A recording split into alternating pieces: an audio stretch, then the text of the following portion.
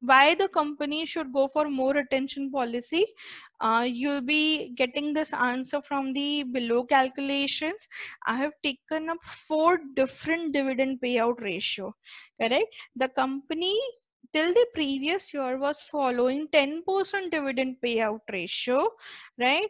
And company was wondering if it could go for the increase in the payout ratio, because companies increase, income is increasing, companies profits are increasing, right? So here I have taken up 15% dividend payout ratio.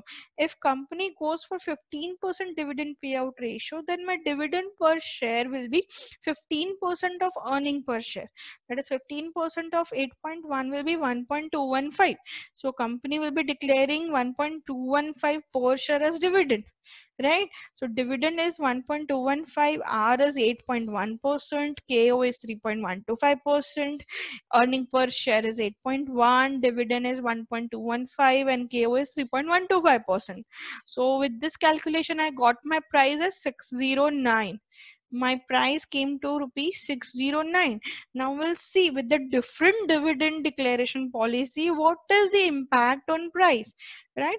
Now, if company could increase its dividend payout ratio to 25%, what is the price, right? If the company goes for 20%, 25% dividend payout ratio, so dividend per share would be 25% of 8.1%, that is 2.025, correct? Other things will remain as it is, only there is a change in the dividend payout, that is it increased from 1.215 to 2.025%. So with this, my price came to 568.672. My price has decreased. If company was following 15% dividend payout ratio, the price was 609.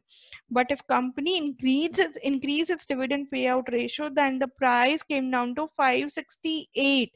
So price has reduced, which means yes, out of these available two options, the company should go for this. Now why is this? Because R is greater than KO. R greater than KO means what? The company will be earning more by retaining money and reinvesting that retention amount. Company will earn more by reinvesting the amount in the expansion of the project or in the expansion of the firm. The company is going to earn more from there, so company should retain more money. Now, if 10% dividend payout ratio, if company follows the stable dividend payout ratio only as it was in the previous 2 years, if company goes with the stable dividend payout ratio only, then the 10% dividend per share will be 10% of EPS, that is 0.81.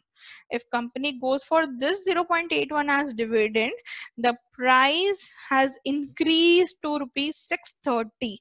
The price have increased. If company was following 50%, then it was 609 the price, and if company followed 25% dividend, then it was 568, and if company followed the 10% dividend, then price increased to rupees 630, which means nearby I can think that company can go for the stable dividend policy, because that is increasing, that is having a positive impact on the share price, correct?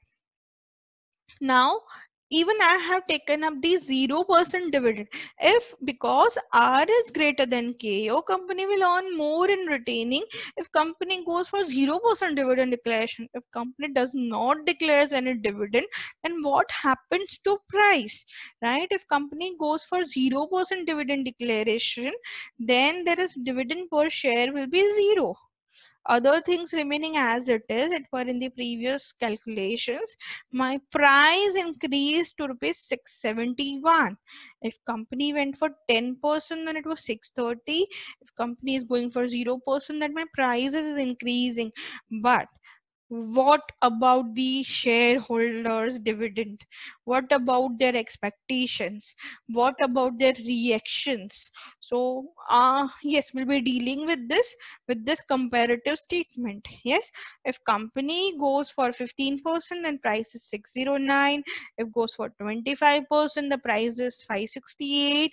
If goes for 10, then 630, and 0% and 671, right?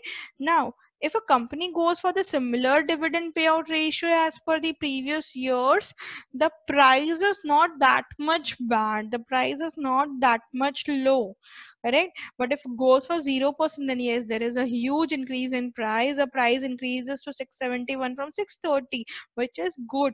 But what about the shareholders' expectations? Even shareholders, because shareholders feel that they have a right on the profit of the firm, because they feel that it is the return to their cost that are return to their investment.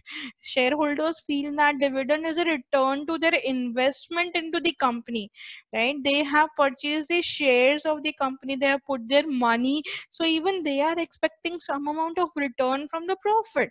If company can go for 10% dividend and the price is 630, company is not losing in its market value also. And even shareholders, though they are not highly satisfied, but then they are not unsatisfied also, because they know that yes, company has not at least lowered its dividend payout. Company is going for a stable, though company's profits are increasing, and the return to the shareholders is not only the dividend, but even the increase or the appreciation in the share price, right? If company is share prices are increasing, that even that is a return to the shareholders, right? Not for the long term investors. Yes, long term investors, it's a long story, but yes, for a short term, those who do the intraday trading, a little even 5-7 rupees increase in the prices, they can earn a benefit from that.